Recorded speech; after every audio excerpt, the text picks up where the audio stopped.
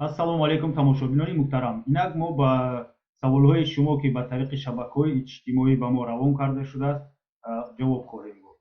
Саволи якум чунин аст. Ассалому алайкум ака, ман чунин савол дорам. Падари ман дар ҷанги шаҳрвандӣ маъюб шудааст ва аз як пояш маҳрум гаштааст. Акнун додарам ки як моҳ пеш ба 18 даромаду ӯро ба хизмат гирифта бурданд. оя ӯ хизмат карданаш лозим аст ё не? Падарам маъюб. зиндагиамон на он қадар хуб аст, чун падару модарам кор намекунанд. Мо чӣ кор карда метавонем ки додарамро аз хизмат баргардонем? Чун додарам дар ҷои нағз хизмат намекунад. Барои ба ҷои нағз гирифтани додарам аз 8 то 10 ҳазор сомонӣ пул талаб доранд. сабабҳои асосӣ ва асосҳои лозима барои озод кардан аз даъват ба хизмати ҳарбӣ мутобиқи қонун дар бораи ӯҳдадории умумии ҳарбӣ ва хизмати ҳарбӣ чунин мебошад. дар ин қонун дар моддаи 20 чунин оварда шудааст ки ин ашхос аз хизмати ҳарбӣ, аз даъвати хизмати ҳарбӣ озод карда мешаванд. яъне киҳо?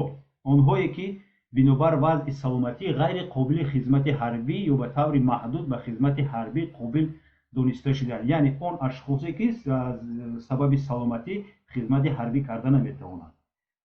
ин гуна ашхос аллакай дар рафти санҷиши ташхиси тиббӣ дар комиссариятҳои ҳарбӣ бояд ки аз хизмати ҳарбӣ озод карда шаванд. дуюм категорияи одамон ин онҳое мебошанд ки аллакай хизмати ҳарбиро адо карданд ё ин ки хизмати алтернативиро адо карданд. аз саволи шумо бармеояд ки бародари шумо нав ба 18 расидааст ва якум бор ӯро ба хизмати ҳарбӣ даъват мекунанд ва ин ҳам барои шумо асос барои озод кардани бародаратон аз хизмати ҳарбӣ шуда наметавонад. сабаби дигар он мебошад ки онҳое ки дар дигар давлатҳои хориҷӣ хизмати ҳарбиро адо намуданд. ин ҳам намешавад. онҳое ки унвони илмӣ, номзади илм ё доктори илм доранд, ё ин ки шаҳрвандоне ки барои содир кардани ҷиноятҳои махсусан вазнин ё вазнин доғи судии барҳам доданашуда доранд, онҳоро низ ба хизмати ҳарбӣ даъват намекунанд. ягона асосе ки каме ҳам наздик ба саволи шумо мебошад, он мебошад ки он ашхос аз даъвати хизмати ҳарбӣ озод карда мешавад ки падар, модар, бародараш, хоҳараш ҳангоми адои хизмати ҳарбӣ дар асоси даъват ё ин ки ба таври ихтиёрӣ дар вазифаҳои сержантҳо, прапорщикҳо ё афсарон дар давраи гузаштани ҷамъомадҳои ҳарбӣ ҳалок шуданд ё вафот карданд. хушбахтона чунин нест. падари шумо дар қайди ҳаёт аст ва аз ин лиҳоз ягон асос барои озод кардани бародари шумо аз хизмати ҳарбӣ нест.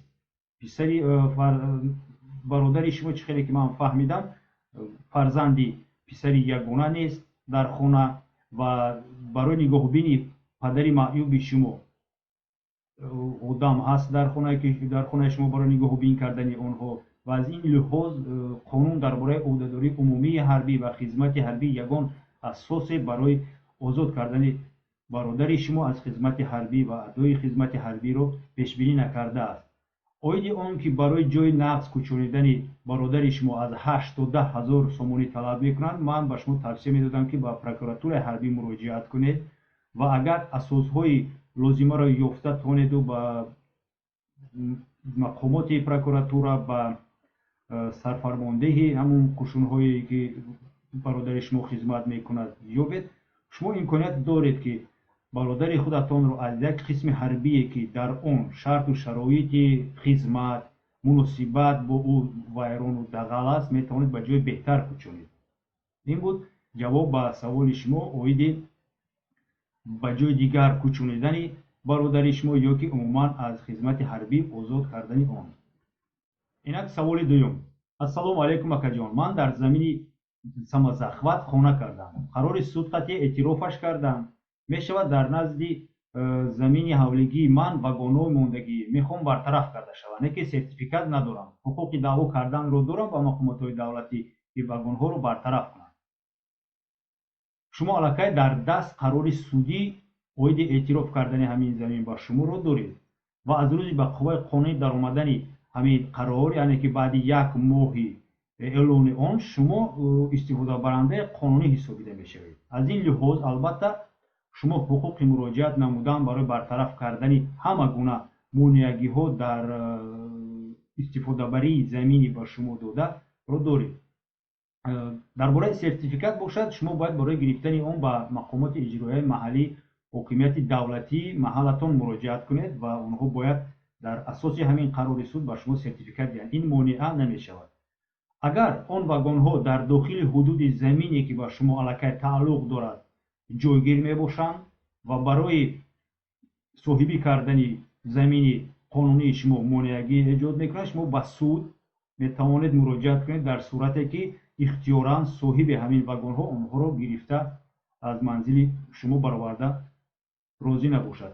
вале агар ин вагонҳо дар ҳудуди дигар қитъаи замин бошанд, дар қитъаи замине бошанд ки ба шумо тааллуқ надорад, вале ки барои истифодабарии дурусти замини шумо монеагӣ эҷод мекунанд, мисол барои сохтани роҳ, барои гузарондани ягон қубурҳои об, қубурҳои партов ва дигар ба шумо монеагӣ эҷод мекунанд, шумо ба ҳамин дар ин натиҷа дар ин ҳолат метавонед ки ба суд барои бартараф кардани монеагӣ муроҷиат кунед. яъне ки вақте ки дар дасти шумо қарори суд ҳаст, новбаста аз оне ки шумо айни ҳол сертификати ҳуқуқи истифодабарии заминро доред ё ки надоред, шумо метавонед ки ба суд муроҷиат кунед барои бартараф кардани монеагӣ. монеагӣ дар ин лиҳоз дар мавриди шумо ин он вагонҳое мебошанд ки ба шумо барои истифодаи дурусту ҳаматарафаи манзилатон, заминатон ба шумо монеагӣ эҷод мекунанд. ман ба шумо тавсия медодам ки ҳарчи тезтар сертификати қарори истифодабарии заминро бо пешниҳоди қарори суд аз мақомоти ҳокимияти давлатии маҳаллатон гиреду ба суд барои бартараф кардани монеагӣ, яъне ки бартараф кардани ҳамин вагонҳо муроҷиат кунед. саволи дигар чунин аст: ассалому алайкум бародар, ман зан ҳастам, ҳоло дар русия зиндагӣ дорам, бо шавҳарам 4 сол ин ҷониб зиндагӣ якҷоя надорем. ба суд ариза пешниҳод кардам оиди бекор кардани ақди никоҳ 3 моҳ пеш, вале аризаи моро рад кардам. шавҳарам хоҳиши аз ман ҷудо шуданро надорад. ман қариб 3 сол мешавад ки бешавҳар зиндагӣ карда истодам дар Тоҷикистон. аз гапи халқ безор шудам, Россия омада шавҳари хуб кардам, ҳоло соҳиби як духтарча шудам. аз якум шавҳарам 2 фарзанд дорам, калонияш қатиманд мебошад ва майдааш дар назди шавҳари дар Тоҷикистон буда. ман алимент талаб надорам, фақат мехоҳам ки никоҳи мо бекор карда шавад, вале суд онро рад кард. ман чӣ кор кунам? он муносибатҳое ки шумо дар саволатон овардед дар моддаи 22 кодекси оилаи ҷумҳурии Тоҷикистон оварда шудааст ва ҳолатҳоеро ки ҳангоми розӣ набудани бекор кардани ақди никоҳ аз тарафи зан ё шавҳар ба танзим медарорад. яъне кодекси оила моддаи 22 чӣ мегӯяд? зимни баррасии парвандаҳо дар суд дар бораи бекор кардани ақди никоҳ дар сурати розӣ набудани яке аз тарафҳо, яъне ки зан ё шавҳар, барои бекор кардани ҳамин ақди никоҳ суд барои оштӣ додани зану шавҳар тадбирҳо меандешад ва ҳуқуқ дорад ки баррасии парвандаро мавқуф гузорад ва зану шавҳар барои оштишавӣ то 6 моҳ муҳлат медиҳад. хеле ки аз саволи шумо фаҳмидем, ба шумо муҳлати оштишавӣ дода шуданд. вале ки қисми дуюми ҳамин модда мегӯяд ки агар суд муқаррар намояд ки зиндагии мебаъдаи якҷояи зану шавҳар ва нигоҳ доштани оила имконнопазир гардидааст ва тадбирҳои оштӣ додани зану шавҳар натиҷаи дилхоҳ намедиҳад, ақди никоҳ бояд бекор карда шавад. дар ин ҷо ман фикр мекунам ки тарафи шумо, тарафи аризадиҳанда ё ин ки вакили шумо чораҳои заруриро барои фаҳмондани ба суд ки муносибатҳои оилавии ояндаи шумо аллакай ғайриимкон аст, истифода набурдед. шумо бояд далели оне ки шавҳари дигар кардед, соҳиби фарзанди дигар шудед, муддати зиёда аз 3 сол бо якдигар зиндагонӣ намекунед, рафту омад намекунед, бо якдигар дар алоқа нестед, бо якдигар дар тамоси телефонӣ, интернетӣ нестед, яъне ки ягон муносибати на ин ки оиладорӣ, ҳатто дӯстиву рафиқӣ надоред, бояд пешниҳод мекард ва суд бояд боварӣ мекард ки шумо умуман дигар оилаи якҷоя надоред ва ба шумо муҳлати оштишавӣ пешниҳод намекард. акнун бояд шумо чӣ кор кунед?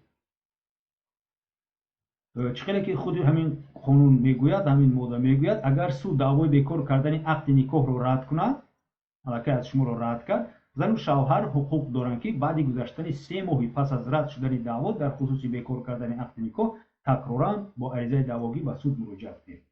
شما بینید که مهلت 3 ماهه دعوا که گذشت، یعنی که 3 ماه از برآوردن قرار سودی که گذشت، یک بار دیگر تکرارا عریضه دعواگی برای بیکار کردن عقد نکاح به سود پیشنهاد کنید با پیشنهاد دلیل‌های اون که شما مدت الکی زیاده از 3 سال با این شخص زندگی نمی‌کنید، با دلیل اون که در این مدت شما با دیگر کس ازدواج کردید یا اینکه با دیگر کس ازدواج رسمی هم نکرده باشید، زندگانی یک جای پیش میبرید، از اون آدم شما فرزندی عمومی دارید، با دلیل اون که یگان مناسبت یعنی گفتگوزار سلام علیک، یگان مناسبت اینترنتی و خطی و دیگر با شوهری پیشترتون ندارید و من باوری دارم که در این حالت در نتیجه پیشنهاد تمام دلیل ها عریضه شما بررسی کرده می شود و خانه کرده می شود و رسما شما را از اون کس جدا خواهند کرد. سوال دیگر نیز با مناسبت های اویلوی داخل دارد و آن چنین می باشد: السلام علیکم، زنی 3 کودکدار میخواهد عریضه جداشوی تیاد. دو خانگاه دارد، شوهرش خانه را سود با زن و 3 کودکش میتید یا که نه؟ در اینجا من به سوال شما چنین جواب میتونم دهم که اگر این منزل یعنی که همون خانه دو خانگی که شما در نظر دارید ملکیت عمومی زن و شوهر باشد، یعنی که در دوره زناشویی خریداری کرده شده باشد، پس مطابق قانون باید بین آن زن و مرد برابر تقسیم کرده شود. اگر منزل مثال 3 خانگی 4 خانگی یا که زیادتر می بود، هنگام تقسیم شدن مال و ملک شما با نظر داشته آن که فرزندان با کی میمونند. در تاجیکستان ما می‌دونیم که در بسیار موارد، در بسیار حالت‌ها بنابر خردسال بودن کودکان والدین جدا شونده با نظر داشته آنی که با مادرشون منفعت‌های آنها بیشتر است بیستند، شما می‌توانید که آن زن می‌تواند که با 2 یا 3 حجره این منزل امید بندد، یعنی که سود میتواند که از 3 خانگی مثال فرض میکنیم 2 خانه‌اش رو به مرد به زن دهد با نظر داشته که فرزندان با او میستند و 1 خانه رو به مرد. در حالت شما این خانه چقدر که شما گفتید 2 خانگی است، به 2 قسم تقسیم کرده می شود، 1 خانه به مرد میگذارد و 1 خانه دیگه با شما و فرزندان. لیکن باید یک چیز رو شما فراموش نکنید که سود یا که یگان کسی دیگر عموما حق ندارد که مرد رو به منزل ماند و او رو عموما از خانه پیش کرده برد. در حالت استثنایی اگر این اشخاص بغیر از این با چند خانه دیگر داشته باشد، جای استقامت دیگر داشته باشد، سود میتواند که در نتیجه تقسیم کردن اموال تمام همین 2 حجره رو 2 خانه 2 حجره رو به این زن تیاد. در حالتی که مرد یگان منزل استقامتی دیگر نداشته باشد، با او 1 خانه تقسیم کرده می شود. من از 22 سالگیم شوهر کردم، زن دوم شدم. زندگیمون ساز بود، 2 دخترچه داریم. شوهرم بعد از کودکدار شدنم هر روز جنگ و جنجال میکند. شوهرم خانه خریدگی به نام زنی یکمش میتواند ما رو از این خانه پیش کند. ما در قید همین خانه هستیم. ما میتوانیم یگان جا مراجعت کنیم که شوهرم به ما نیز خانه خرد یا اینکه همین خانه را به نام ما گذراند. وضعیت شما بنابر آنه که شما مناسبت های اولیویتان را به رسمیت ندرآوردید و شما گفتی مردم زن دوم حساب می‌یابید، بسیار هم نگران کننده است. از بس که شما زن دوم حساب می‌روید، مراجعت شما با مقامات باعث اون که شوهرتان با شما منزل استقامتی خرد یا اینکه این منزل رو به نام شما یا که فرزندانتان کند، میتواند که باعث به جوابگری جنایتی کشیدن همسرتان شود. شما که در قید خانه می باشید، شما را هیچ کس از این خانه به دادن یگان منزل دیگر استقامتی حقی برآوردن و پیش کردن رو ندارد. به نام شما یا یگان فرزندتان خریدن و یا گذراندن خانه این عملی اختیاری هر یک صاحب ملک می باشد. در اینجا ما می بینیم که صاحب ملک منزلی میگفتگی همسری یکمی شوهر شما می باشد و یگون کس نه سود نه حکومت و یگون شخصی منصبدار دیگری یگون شخص رو صاحب ملک رو حقوقی مجبور کردنی با کسی خریدنی خانه یا اینکه به نام کسی دیگری گذراندن خانه رو ندارد. از این جهت شما یگون شانس امکانیتی از این راه یعنی که با راهی فشار آوردنی که با شما خانه خرم به دست نمیتونید آورده این هم به نتیجه میموند. در مورد شما فقط مراسم با شوهرتون کردن لازم است.